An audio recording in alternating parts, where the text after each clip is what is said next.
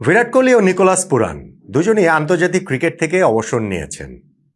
ভারতকে টি-20 বিশ্বকাপ জিতিয়ে 2024 সালের সেই ওয়ার্ল্ড কাপের পর অবসর কোহলির। বয়স তখন তার 35 বছর হয়ে গিয়েছিল। ভারতের পাইপলাইনে আরও অনেকেই তাকে রিপ্লেস করার জন্য তৈরি হয়ে গিয়েছিলেন। সবকিছু বিবেচনায় তার ওই অবসর টি-20তে ক্যারিয়ারকে এক ধরনের পূর্ণতা এনে দিয়ে। অন্যদিকে নিকোলাস পুরান গত বছর তিনি ওয়েস্ট ইন্ডিজকে বিদায় জানিয়েছেন ইন্টারন্যাশনাল ক্রিকেটকে। তখন তার বয়স মাত্র 29 বছর। ওয়েস্ট ইন্ডিজে যে চার অনেক বিকল্প তৈরি ছিল বিষয়টা তাও নয়, কিন্তু ইন্টারন্যাশনাল ক্রিকেটটা পুরানের কাছে গুরুত্ব পায়নি, বরং ফ্র্যাঞ্চাইজি ক্রিকেটটার কাছেই তিনি নিজেকে সমর্পণ করেছেন।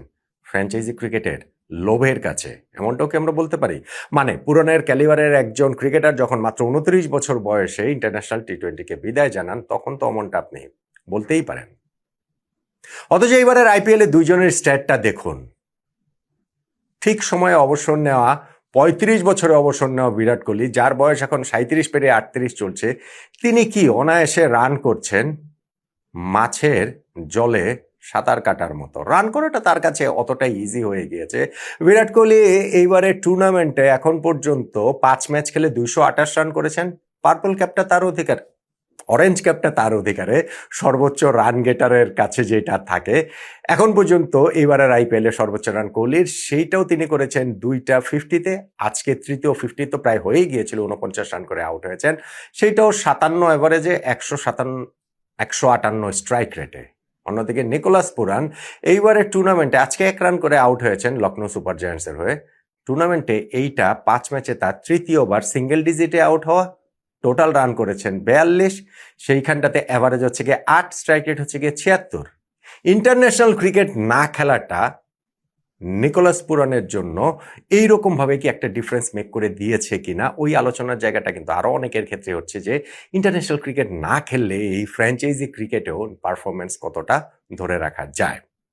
বিরাট কোহলি তো বাই ডিফারেন্ট তার ক্যালিবারের, তার কথা ওই জায়গাটাতে বলে লাভ নেই। আজকের এই দুইজনের দল মুখোমুখি হয়েছিল, যেখানে এই কোহলি পুরনের মতোই পারফরমেন্স রয়্যাল চ্যালেঞ্জার্স বেঙ্গালুরু এবং লখনৌ সুপার জায়ান্টসের, যেখানে কোহলির বেঙ্গালুরু 5 উইকেটে হারিয়ে দিয়েছে, 29 বল হাতে থাকতে হারিয়ে দিয়েছে পুরানের লখনৌ সুপার জায়ান্টসকে। টুর্নামেন্টে 5 ম্যাচে এইটা চতুর্থ জয় আরসিবির, ডিফেন্ডিং চ্যাম্পিয়ন আরসিবির। তার মাধ্যমে পয়েন্ট টেবিলের 1 নম্বরে তারা উঠে এলো। রাজস্থান রয়্যালসের সমান পয়েন্ট, কিন্তু নেট রান রেটে এগিয়ে থাকার কারণে আরসিবি এখন 1 নম্বরে। অন্যদিকে 5 ম্যাচে তৃতীয় পরাজয় লখনৌ সুপার জায়ান্টসের। এই যে ম্যাচটা হলো, সেইখানটাতে টার্নিং পয়েন্ট কোনটা, ওই আলোচনাটাই তো আসলে করছি। যখন আগে ব্যাটিং করে লখনৌ সুপার জায়ান্টস মাত্র 146 রানে গুটিয়ে গেল, তখন আসলে আরসিবির জন্য কাজটা সহজ হয়ে গেছে। আরসিবির জন্য পুরো কাজটাই সহজ ছিল। তারা নিজেদের মাঠে খেলেছে, টস জিতেছে, প্রতিপক্ষকে 146 রান অল আউট করে দিয়েছে, যেইটা এবারের আইপিএল এর সর্বনিম্ন স্কোর। ওই স্কোর ডিফেন্ড করার ক্ষেত্রে বড় একটা ভূমিকা রাখতে পারতো পাওয়ার প্লে, কিন্তু সেই পাওয়ার প্লেতে বিরাট কোহলি একেবারে উড়িয়ে দিয়েছেন লখনৌ সুপার জায়ান্টসকে। 1 উইকেটে 60 রান আরসিবি করেছে, তার মধ্যে 40 রানে কোহলির, এবং সেই 40 রান তিনি করেছেন মাত্র 20 বল খেলে। ফলে এরপরে গিয়ে এই ম্যাচে আর কামব্যাক করার কোনো সুযোগ পায়নি লখনৌ সুপার জায়ান্টস। শুরুতে ওই যে ফিল সল্ট আউট হয়েছেন পাওয়ার প্লের মধ্যে, কিন্তু তারপরেও গিয়েও তারা 10 ওভার শেষে 2 উইকেটে 86 রানে পৌঁছে গিয়েছিল। বাকি 10 ওভারে তাদের আর 61 রান মাত্র প্রয়োজন। কোহলি এরপরে গিয়ে 11th ওভারে তিনি আউট হয়ে গেলেন। লং অনে ক্যাচ দিয়েছেন পুরানের হাতেই আভেশ খানের বলে। 49 রান করেছেন তিনি 34 বল খেলে। তার কোহলি আউট হয়ে যাওয়ার পরও জিতেশ শর্মা আসলেন এবং তিনি তুলোধুনো করা শুরু করলেন। প্রিন্স যাদবকে পরপর 4 বলে ছক্কা 4 ছক্কা 4 মারলেন। এরপর প্রিন্স যাদব 3 বলের মধ্যে এই রাজত পাতিদার এবং জিতেশ শর্মাকে আউট করেছেন বটে, কিন্তু আরসিবির ব্যাটিং লাইন আপে তো তখনও টিম ডেভিড, তখন রোমারিও শেফার্ড। ফলে তাদের জিততে আর কোনো অসুবিধা হয়নি। 15.1 ওভারে তারা ম্যাচটা জিতে নিয়েছে 29 বল হাতে রেখে, এবং সেখানে নেট রান রেটটাও তাদের এত ভালো হয়ে গিয়েছে যে তারা পয়েন্ট টেবিলে 1 নম্বরে উঠে গিয়েছে। এখন লখনৌ সুপার জায়ান্টস যে মাত্র 146 রান করলো, সেইখানটাতে পুরানের ব্যাটিং এর কথা বলছিলাম যে 1 রান করে আউট হয়েছেন, কিন্তু এইবারে টুর্নামেন্টে তার যে অবস্থা, তার কাছ থেকে তো আলাদা এক্সপেকটেশনের জায়গাটাতেই নাই এলএসজি। হ্যাঁ, বলতে পারেন যে সব ম্যাচেই ব্যর্থ হচ্ছেন, কোনো না কোনো ম্যাচে তো সফল হবেন, সেই কথাটা অবশ্য বলা যেতে পারে। এর বাইরে যদি আপনি বলেন যে ঋষভ পান্টের ইনজুরিটা তাদের জন্য একটা সেটব্যাক ছিল, পান্ট আউট, মানে শুরুতে যখন ইনজুর্ড হয়েছেন, এক উইকেট চলে যাওয়ার পর তিনি ক্রিজে গিয়েছিলেন এবং সেই উইকেটে গিয়েছিল এইডেন মার্করামের। একটু একটু অদ্ভুতভাবেই তিনি ডিসমিস হয়েছেন, যেটা লেগ স্ট্যাম্পের বাইরের বল লেগে ঘোরাতে গিয়ে লিডিং এজ, ফুল টস সেটাও লিডিং এজ হয়ে কাভারে ক্যাচ দিয়ে তিনি আউট হয়ে গেলেন। তারপরে ঋষভ পান্ট গেলেন, কিন্তু জশ হেজলউডের বলটা তার ওই যে এলবোতে লেগেছে, যেই কারণে 3 বল খেলেই কোনো রান না করে তাকে রিটায়ার্ড হার্ট হয়ে আবার প্যাভিলিয়নে ফেরত যেতে হয়। ফিরেছেন তিনি 16 নম্বর ওভারে, ততক্ষণে 5 উইকেট চলে গিয়েছে। ফেরার পরে প্রথম বলটাতে খেলার চেষ্টা করলেন, ব্যাটে বলে করতে পারলেন না। পরের বল শর্ট থার্ড ম্যানে ক্যাচ দিলেন, আউট হয়ে যেতে পারতেন, ড্রপড হলেন, ঋষভ পান্টের কথা আমি বলছি। কিন্তু তারপরে ভেরি নেক্সট ডেলিভারিতে তিনি ঠিকই আউট হয়ে গেলেন। একটা দুর্দান্ত ডাইভ দিয়ে লো ক্যাচ ধরেছেন সেইখানটাতে ফিল সল্ট। বলে এই যে এলএসজির ইনিংসটা কোনো সময় খুব একটা গতি পায়নি।